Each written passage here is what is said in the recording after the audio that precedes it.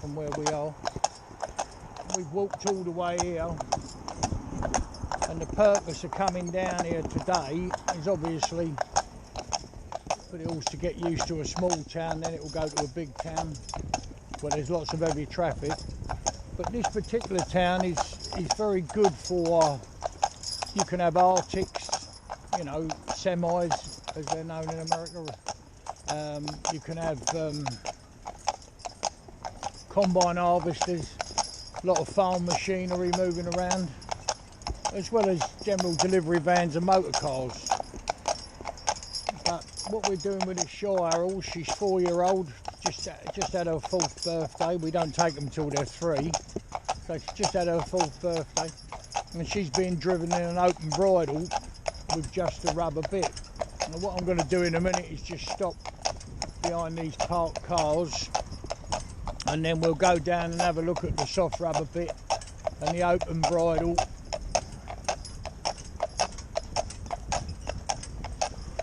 So we've got her in a collar, a full collar with a deer hair lining. It's American collar, a very good idea because they adjust, and with the deer hair lining they fit near perfect. You know, the fact that you can adjust the hames and the collar.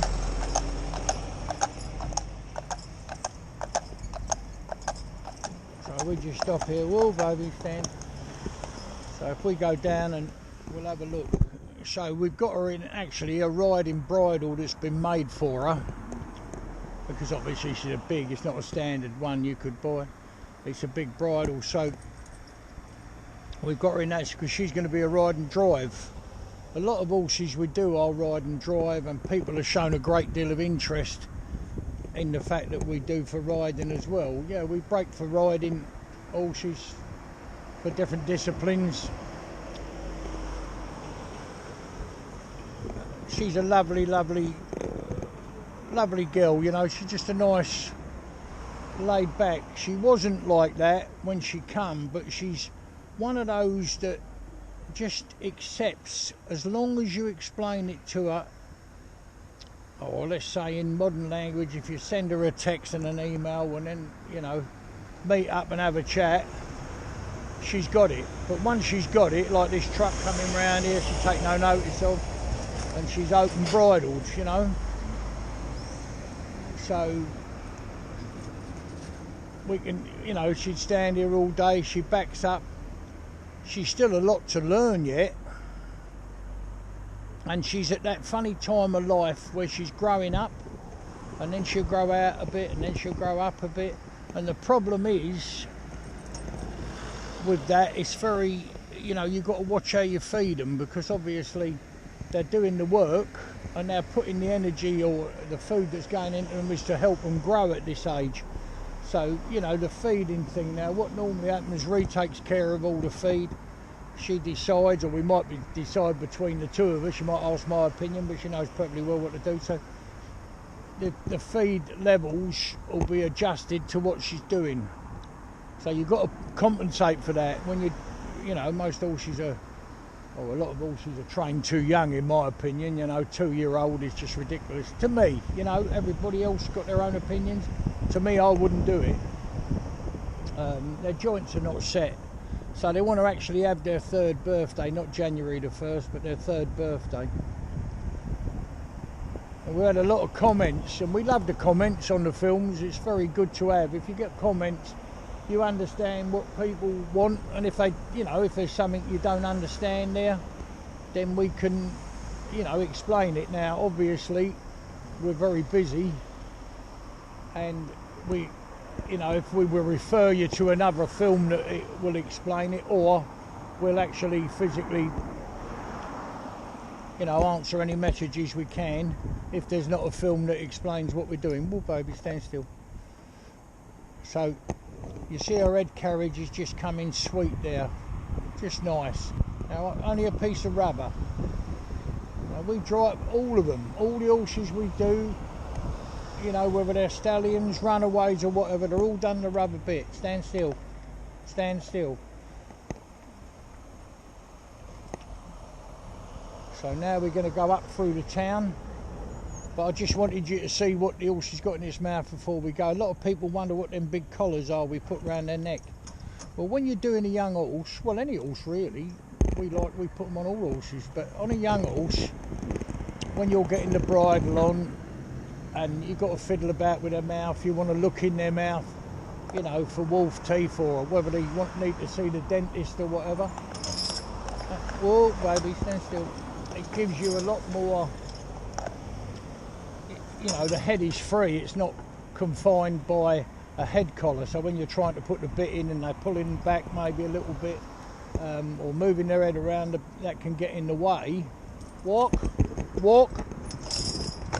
they can get in the way, so that's why we have the collars.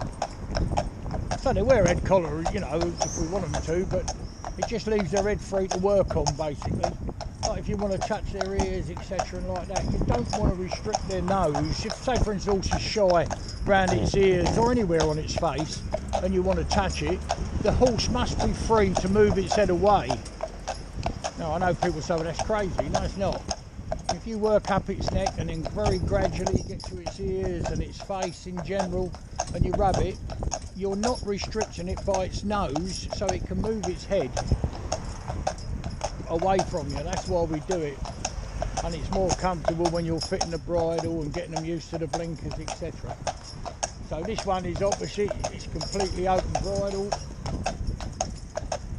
We have got some driving bridles that are made to be open, but they're not much good in this case, because I hate to say it, but she's got quite a big head. But she, you know, lovely thing. So she just come up here now and she'll cope with all this, people moving about, cars, lorries, etc. And we could be coming up here and you quite easily see a great big tractor or massive lorry, you know what I mean, you know, big stuff. They cut through here. This road will take you to Salisbury, and going the other way take you to Winchester. So this is a town on the way. It's an old market town. It's an old coaching inn there, the old Grosvenor used to be a coaching inn.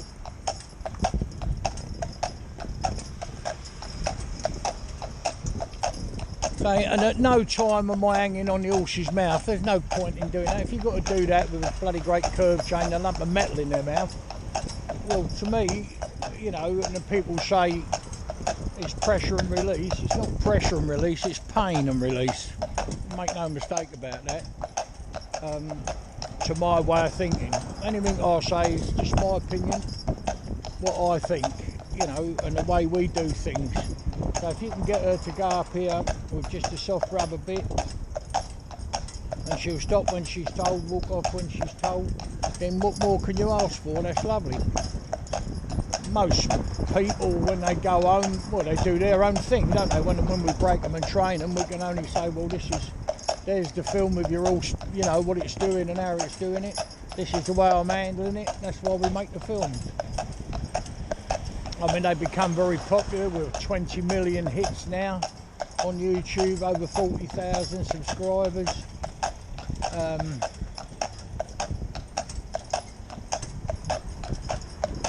So I don't believe in, I never have. Rubber bits, the best thing you can have, because the horse is doing what you are. So then they say, well, what if the horse runs away? Well, if it's trained properly, and that, you know, that's a very, very big, deep subject to go into today, but basically we canter them, you know, we trot them, we do all that, so that if they ever do that because something's happened, come up baby, good girl. If we ever do that because something's happened, come over darling, there's a good girl, come over. You know, they cope with it far better. If they've been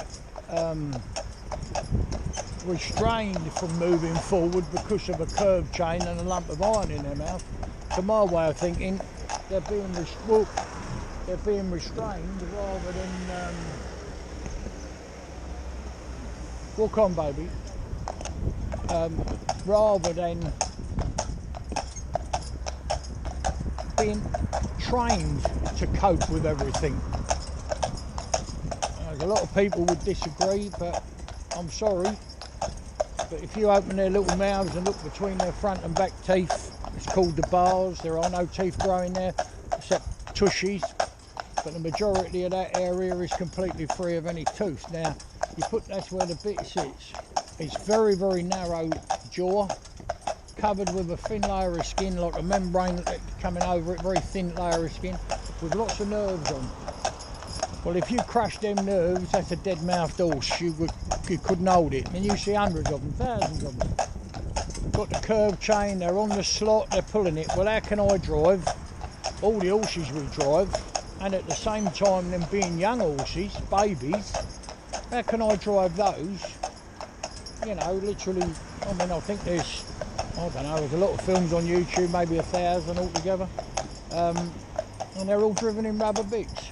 So whether they're stallions, there's films of 2 stallions with a mare between them, heavily in season, and they still cope perfectly well. So we're going to come up the top of town here now. We're just coming out the town, if you like. We're going to turn around and go back through, and then we'll make our way home. So the purpose of doing it all is just to show you what is possible to do with a young horse. And then people say to me, you know, well, I want a horse, you know, do we sell horses? No, we don't. The client might sell a horse, and we'll, like we've just done one now, an Andalusian horse, which has come up. The lady wasn't able to, come on, trot. Wasn't able to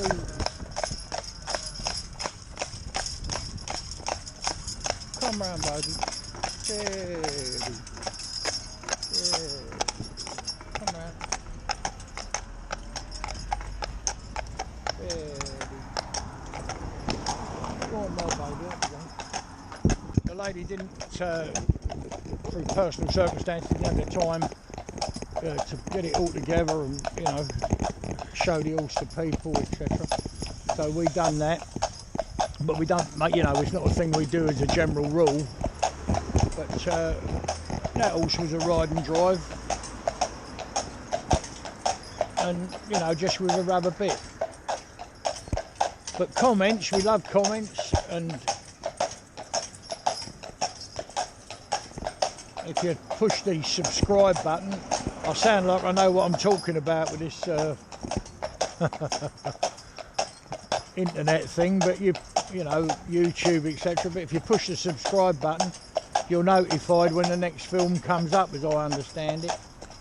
And we have a very big following of people. And people say they learn a lot from, you know, what I say. Well, you know, that's lovely. And I've nothing against anyone, you know, breaking their own horse and training it to drive. That's a lovely, lovely thing to do.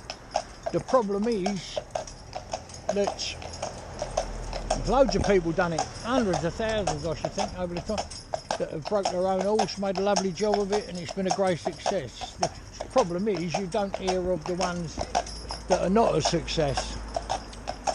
And the training is different for every horse. I keep saying this, and it really is seriously different. Like, we had a horse not so long ago that we put virtually within 2 days was out in harness, doing the job, 2 days.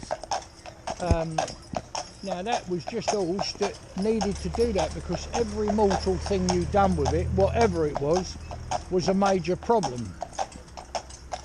So when you put the collar around its neck, when you put the bridle on, when you done whatever you done, it became a problem. So what we decided to do after, you know, was to do everything all at once. And then when we got the harness on, and then when we got it, we put that one in a pair actually. So we had it in a pair upside another one, and then we just went 200 yards, 300 yards maybe, turned around and come back. And then we started to teach the horse, because otherwise you never would have been able to teach it. Because every time you done anything at all, it got uptight. So it didn't get any more uptight by having all the harness put on at once.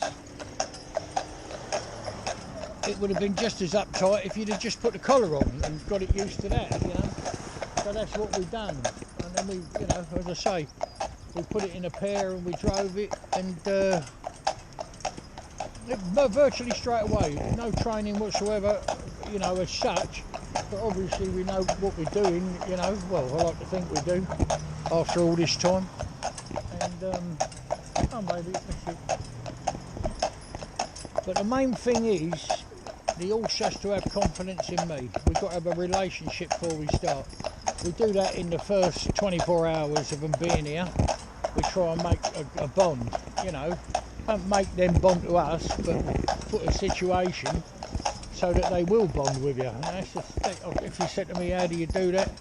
All right, lads, if you said to me, how do you do that? It's different for every horse. Not that I don't want to tell you, it's different for every horse. And if you can't read a horse, a lot of people think they can. In my opinion, very few people can.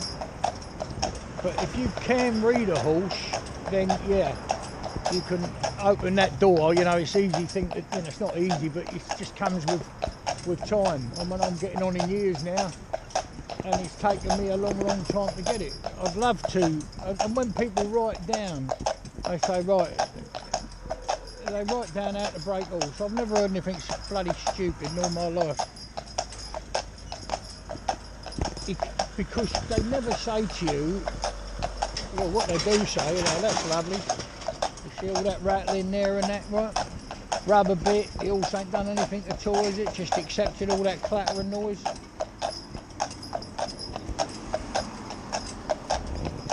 That's it, walk up, look over.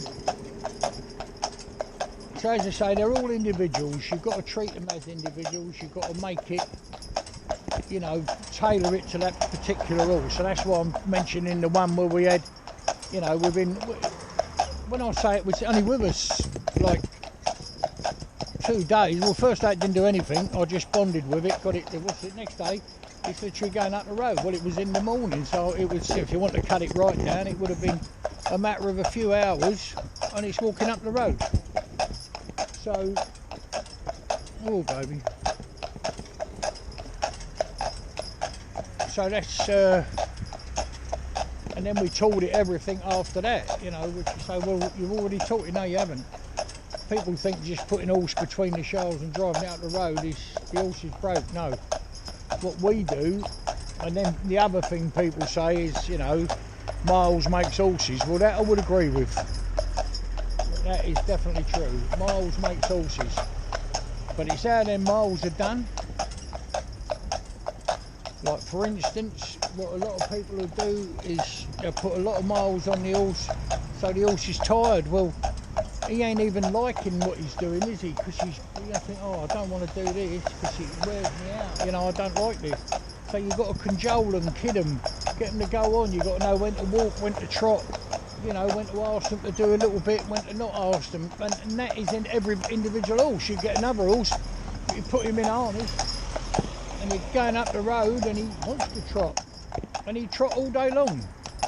Well, the problem is he don't know how far we're going to go, does he?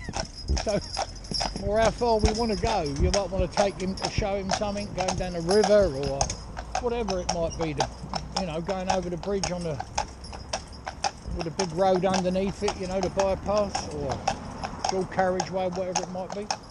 So you've got that. So that's why it's so individual. But you can see we've been up the town, we've come out of the town now. She's not dripping in sweat, she's not uptight, she's swinging her old tail like there. People say, why'd you do that with her tail? Well, these young horses, it's the first time she's been shod, see? So you want to see how them shoes are going and how you might ask the farrier or discuss with her. I would never tell another man how to do his job, but you might just say to him, look, this is how she's going, this is what I would think I'd like you to do.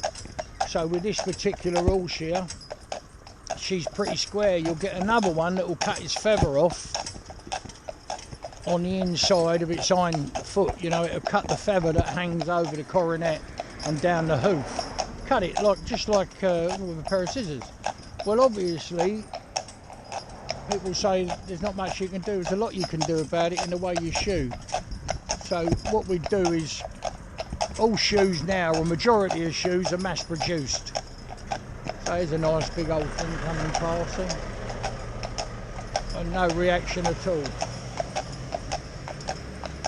So yeah, we'd say to the farrier, right, this is what we want to do. Now what he'll do, he'll draw the bars at the side of the shoe, coming back to the heel, he'll draw out. So he'll cut it short, draw it out, so now it's narrower than the front of the shoe, going around the toe. And the reason being, what you're doing, they've got to move the nail holes, obviously, to be in the right place. And pop that in so that the shoe is then beveled and rolled off. It's a lot of work. And obviously as it comes past, all that's ever going to touch the other hoof is the actual hoof. So the left hoof will be touched by the right hoof, vice versa. So as it moves, so as it comes like that, if it's rubbing a bit tight behind, it won't be doing that and cutting with the shoe, because you've tucked the shoes underneath as much as you can and then roll them round. So that's your edge of your hoof coming down, and then you roll them in like that. Now farriers don't want to do that as a general rule. Well, no, that's not fair to say. A majority of horses it wouldn't matter, but young horses, when they're learning the job, you know, you've got to get them as comfortable as you possibly can. They've got to enjoy it.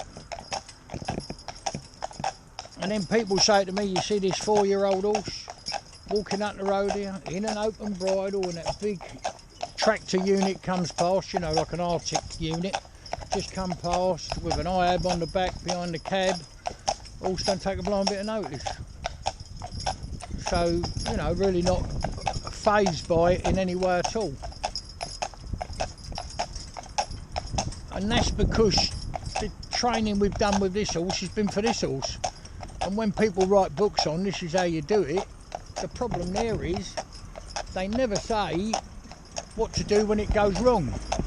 But the reason it goes wrong in so many cases, that book, which all books are the same on breaking horses basically, you know, you do this, you do that, you tow something, you put it between the shafts, everything, oh that. Anyway, and if it doesn't work, they say, well, you done it wrong. Well, no, you didn't, you followed it to the letter. But it turned out, because it's not tailored to that horse. And that's what you've got to do, you've got to tailor it to each horse. Anything you do, whether it's stable mat, any contact with the horse in any way, there's a very, very good film on there, that'll do. So straight away, I never asked her to trot, did I? It's not because she's concerned about anything around her, she's like, come on, let's trot, you know? So all I do is just check her straight away. Now I will let her trot in a minute, because that's what she wants to do, but she must do what I asked her to do. Not what I force her with a big rubber bit and a curb chain, not because I hit her on the bum with a stick or spurs up her ribs, but because I asked her, because we've got a relationship, because we're working together and she trusts what I say to her.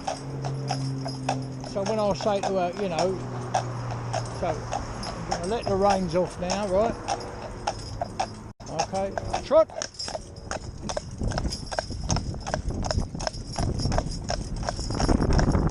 This great big horse here that, you know, will end up weighing very near a ton when it's finished growing. If I want to stop it, whoa, stand still, stand. And if you look at her foot at the back there,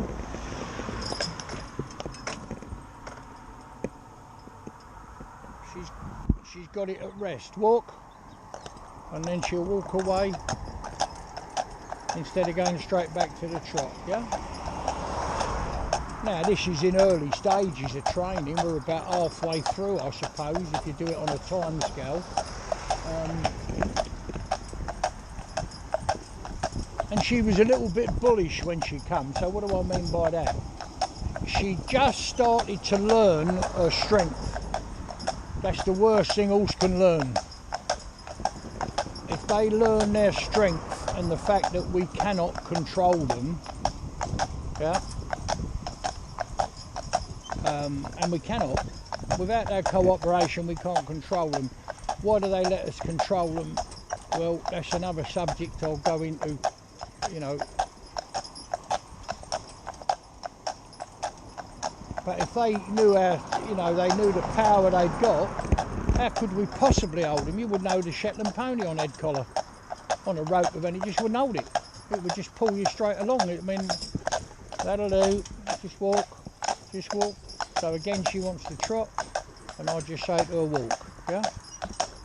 So every time I give her a little instruction like that, or ask her to do something, she does it. If she don't, I just keep on at her until she does do it. And the whole purpose of this trip, after explaining everything else, well, I hope I've explained it well, please comment and let us know. I mean, the comments, and click on the subscribe button if you want to, and you'll get notified of the next video. You know, might not be of this horse, but there will be another one of this horse, obviously. But we love to have contact with people that are watching our YouTube channel. Love it. That's how we know what you don't understand. And then the reason I'm doing this talk today is because 2 or 3 people, well, more than that, about 150 I suppose, over a reasonably short period of time, have asked about, you know, the having no blinkers on, being blinkerless. So I've explained everything else. Now I'm going to go on and talk about blinkers. Why do we have them? Well, I think there's a very good argument, in my experience, which I suppose, without being conceited, it will be quite, well, I've been around a long time, and all I've ever done is horses, really. I've had to do other jobs to make ends meet. You know, you couldn't make it pay, you know, get a living out of it. But I've always done it. It's all I've done all my life is trained horses. And in that space of time, you obviously learn a lot. And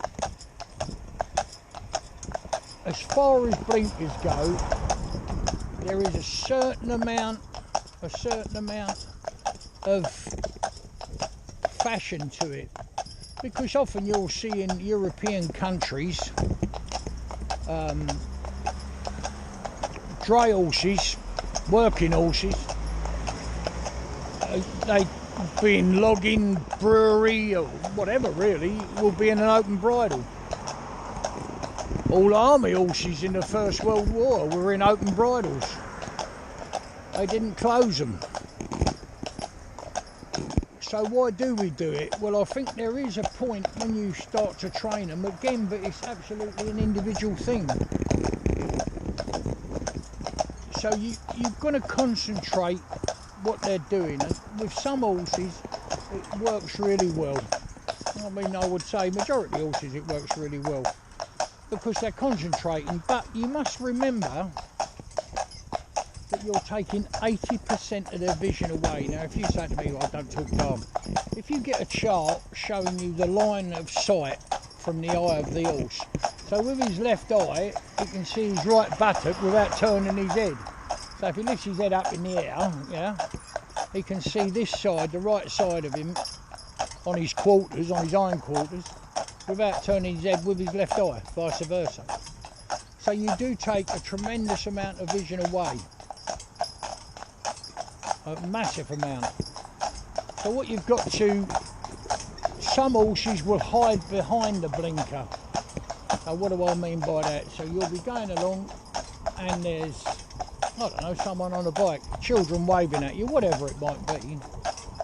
As soon as they can't see them anymore, the problem goes away. They might still hear them, but the problem will go away. If they can hear them, sometimes it'll only go away 50%, sometimes 80%. Now, when they're in an open bridle, they see them long before. Their vision is not interrupted at all. I suppose the only limit to their vision at all is the fact that they might want to turn their head to have a look down the side, to get a better view down the side, although they can see with, as I say, across their back. They might want to turn their head to get a better view, but that's all. But their view is nowhere near as impaired as it is when it's in a, you know, covered by a blinker, or blinder as they call them in America and Canada. So we will break any horse to drive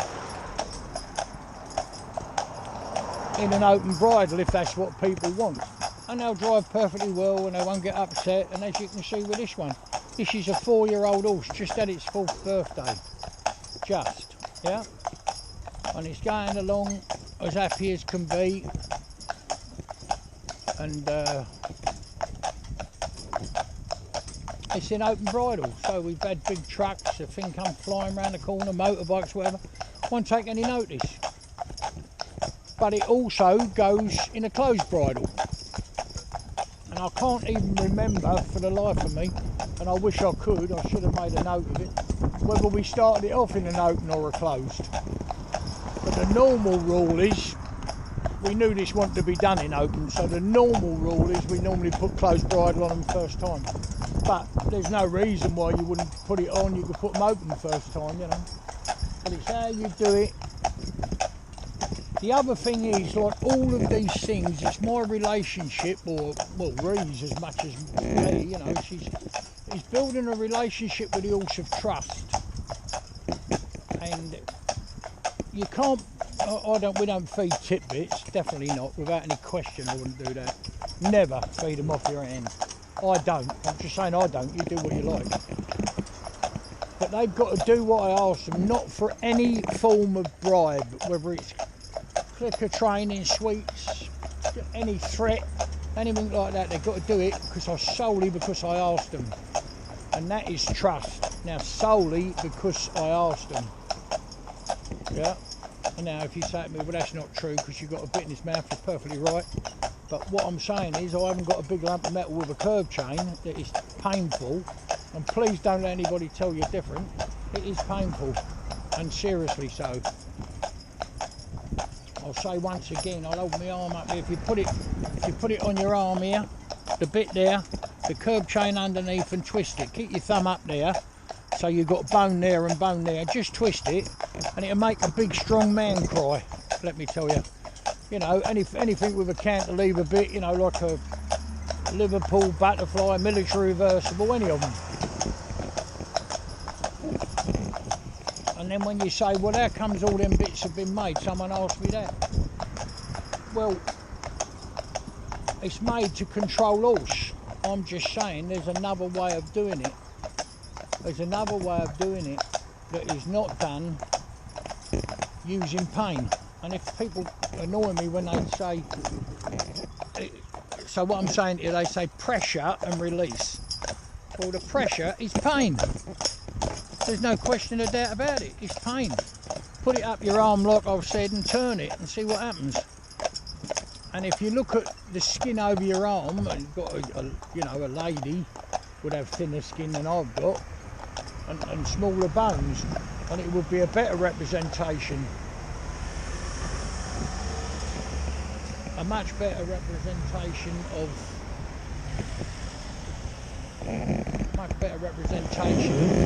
horses. Now, you see these lorries coming? Look on, babe. No problem at all. So one of the best films I would say that's been done recently is Ree working with a young Shire colt who had no badness in him. He wasn't spiteful, he wouldn't do anything like that, but he was soppy. So he'd bounce around on the end of a lead rope. He didn't understand stand still, back up. He didn't understand any of that. And I never really touched that horse. And I said, Ree, you do that one, you know. And made a lovely job of it. I mean, a seriously lovely job. I was proud, you know, to see the horse done. What he done with it was lovely, you know. It's on there, a big grey colt, you know, 14 months old. Now, the reason we had it in, we do have some young horses in, but they're not in for training to drive. What they're in is for groundwork, manners, you know. We have them when they come off their mums a lot, and just set them up for life, you know, like going to a good nursery, you know, where they're taught, you know, look, you sit down and have your dinner, this is time to do this, is time to do that, and that type of thing. And the groundwork is laid for later on. This particular one was done because it needed grading, so it's got to wear a bit. it's got to be able to be lunged, you've got to be able to trot it up, it's got to stand still, you know, while it's looked at, you know, and judged. So that's what we've done it for. Well, what was achieved with that was, and the reason I thought we'd make that film, because it's normally Rhea who makes the decisions on what we make and how we make them, it's all down to her side of the job, as well as everything else like driving and braking and all that. But I said, if you do that one, it'll, because he was a big lump of horse, even at that age, you know, he was big, and Rhea's very small, you know, not much weight and quite short. So it's a nice thing to do, and she gets the horse, it's worth looking at, just to see what can be done. And I had very little to do with the horse. She might say to me, or say to me, he might say, what would you do like this? So I say, well, you know, what do you think? So I say, give me, you know, 3 options. And then I'd say, which one, you know, do you feel strongest about? And, well, I think every time, I would say 9 times out of 10 without any question, but maybe 100% of the time, it was the right thing to do. You know, what he was thinking of doing with the horse was the right thing to do with that horse. Or put it this way, I believed it was the right thing. That doesn't mean to say someone else wouldn't have a different opinion. But the film's worth looking at, because for a 40, and if you, the thing we didn't do, which we should have done, when he come in, he'd bounce around on the end of a lead rope, you know.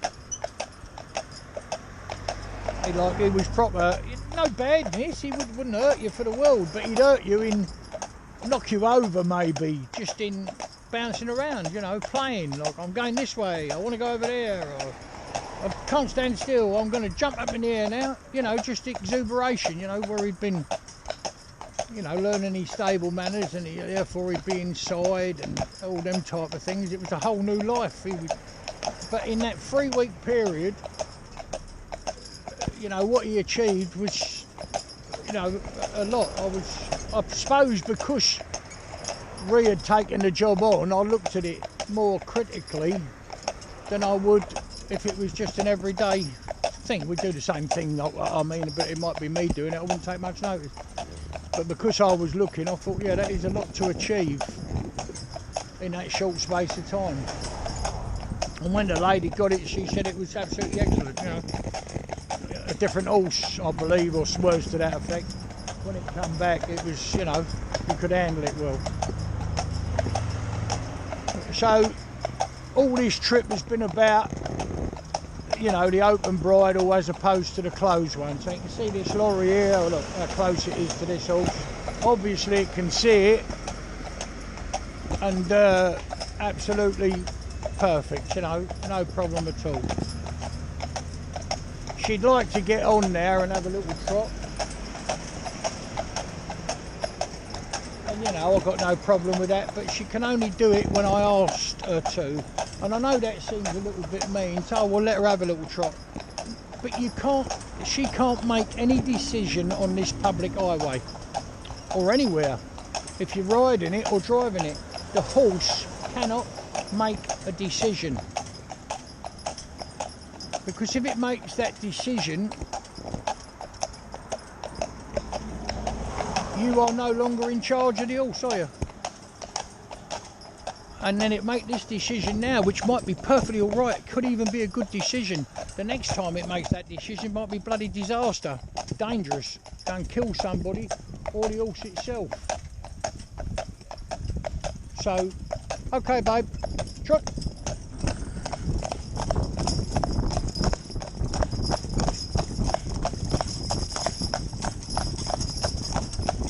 You can see all this lot jangling behind her, these chains rattling around. You know, she's wearing, as I say, American collar and traces, and one of our sets behind, you know, back half's English, but it works well together.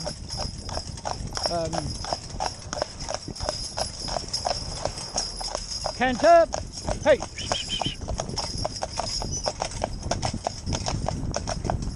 And I want to stop her at the canter. Whoa! Walk, walk, and she'll walk away.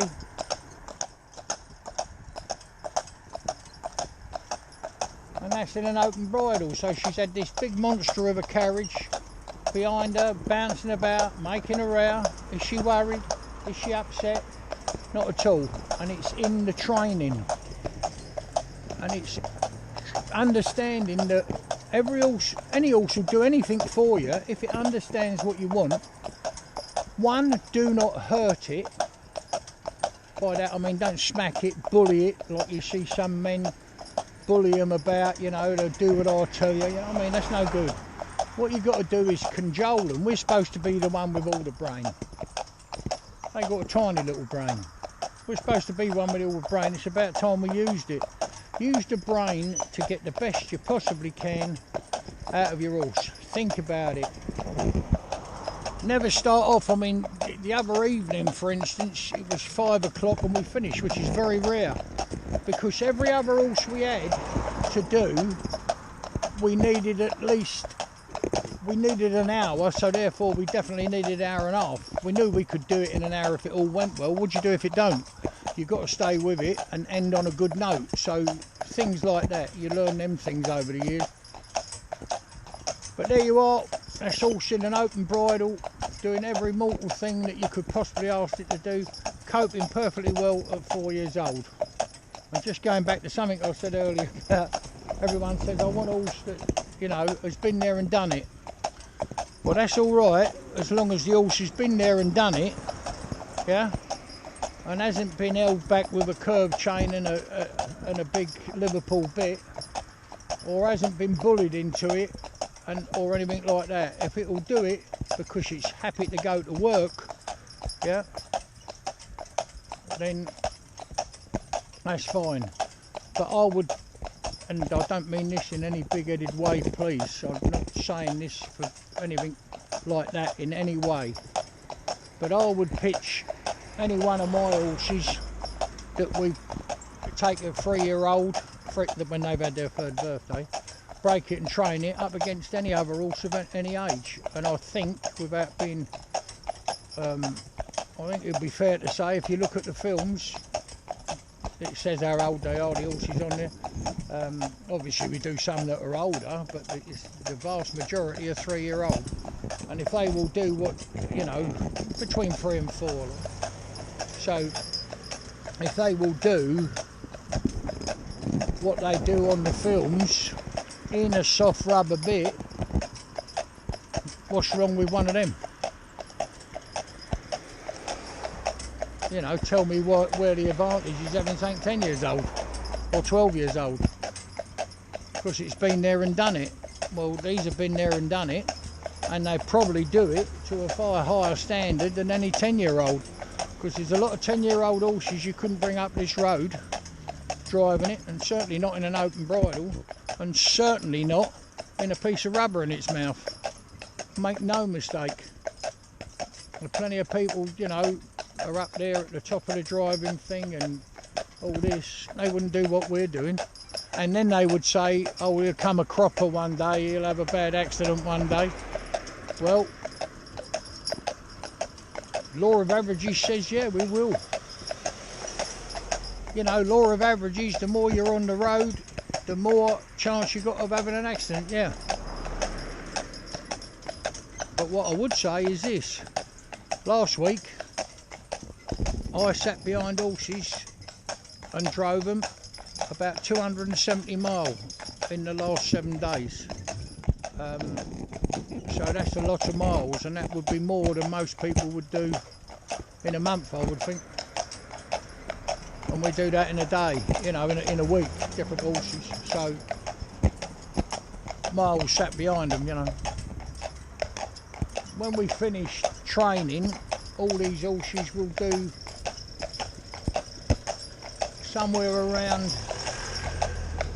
well, they will all do 14 mile, because the only reason I say that is handovers one way, Stockbridge is the other way, and we're in the middle, so it's around about 6 miles either way, and then you've got to come back, then you go round the town a bit, or you come back a different way, which increases, but it would definitely be 12, and we always come back a different way. So, you know, and then we travel around the town when we get there, so they're all like 14, even more, you know, 15, 16 miles. Obviously they have a rest and they have a walk and they have a trot, but that's the sort of miles they're doing by the time they've finished training. Obviously when they start off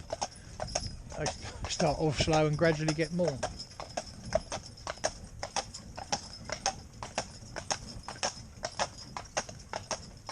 So there you go. We've tried to cover everything in this film for you, but please do press the subscribe button and we'll notify you then, or that automatically notifies you if another film comes up. And let us know what you think in the comments.